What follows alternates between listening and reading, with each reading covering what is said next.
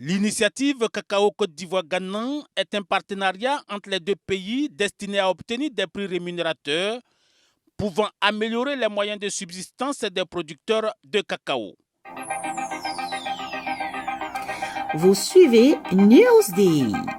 À cette 4e réunion du comité de pilotage de l'initiative à Accra, plusieurs points liés à l'organisation structurelle et à l'opérationnalisation efficiente de l'initiative ont été abordés, mais aussi les sujets relatifs à la mise en œuvre efficace du différentiel de revenus décent, une prime de $400 par tonne payable aux producteurs et le suivi du pacte économique. Ils ont joué sur cette prime pour diminuer le différentiel, les revenus décents.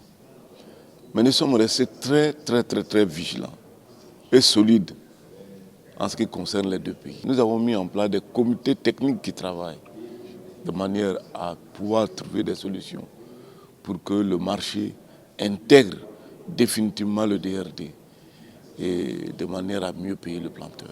Le ministre d'État, ministre de l'Agriculture et du Développement rural, Kobena Kwasi Adjumani, qui préside le comité de pilotage, appuyé par son homologue ghanéen Brian Acheampong, a réitéré le souci des deux chefs d'État de garantir un mieux-être aux producteurs de cacao.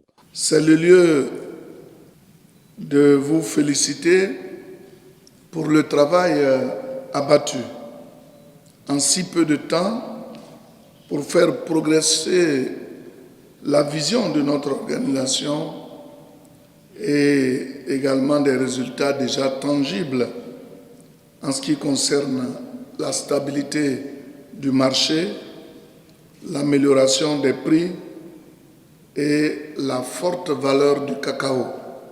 Malgré les résultats encourageants, Kobena Kwasi Adjumani en appelle à l'élargissement du front de la lutte avec les autres pays producteurs africains. C'est la raison pour laquelle je voudrais encourager l'intégration du Cameroun et du Nigeria dans cette union. D'ailleurs, dans cette perspective, ces deux pays ont été invités à notre dernière réunion à Abidjan. La Côte d'Ivoire et le Ghana représentent plus de 60% de l'offre mondiale du chocolat, avec 3 millions de tonnes de fèves. Vous suivez Newsday. Ici à Lomé, le ministre Kobena Kwasi Adjumani, qui représente le président Alassane Ouattara, a résumé le faible niveau d'utilisation des engrais en 3 points essentiels. Premièrement, il y a une irrégularité dans l'approvisionnement des producteurs en engrais de qualité, vu que ceux-ci ne sont pas toujours disponibles en quantité suffisante. Deuxièmement, il y a la question des prix élevés des engrais qui empêchent les petits producteurs à s'en procurer.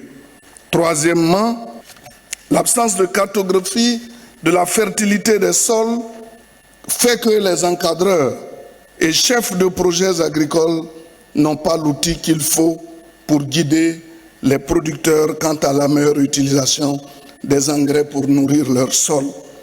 Ces problématiques exigent de l'Afrique de l'Ouest et du Sahel un accroissement des financements dans un système durable et compétitif. Outre cela, il est également nécessaire de stimuler le développement des marchés régionaux et panafricains des engrais, renforcer l'intégration régionale et promouvoir des pratiques commerciales équitables et transparentes pour faciliter la distribution régionale.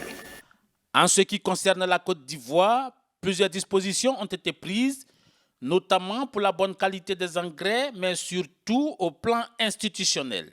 Au niveau des dispositions incitatives, on note que les engrais et autres produits assimilés sont exonérés de TVA. Par ailleurs, des avantages fiscaux sont offerts aux investisseurs qui décident de s'installer dans l'une des 9 zones d'agropole où des espaces de commercialisation sont mis à la disposition des agrofournisseurs afin de réduire la distance entre ceux-ci et les exploitants agricoles. Sous la supervision du président en exercice de l'UEMOA Mohamed Bazoum et son homologue de la CEDEAO, Umaru Sissoco Embalo, une feuille de route, appelée aussi déclaration de Lomé, a été adoptée. Cette feuille de route prévoit des projets prioritaires liés à l'intensification de la recherche, la production locale d'engrais et l'opérationnalisation des normes de qualité. Cette convergence des volontés politiques régionales qui nous réunit aujourd'hui permettra à terme de construire ensemble notre autonomie et un destin commun.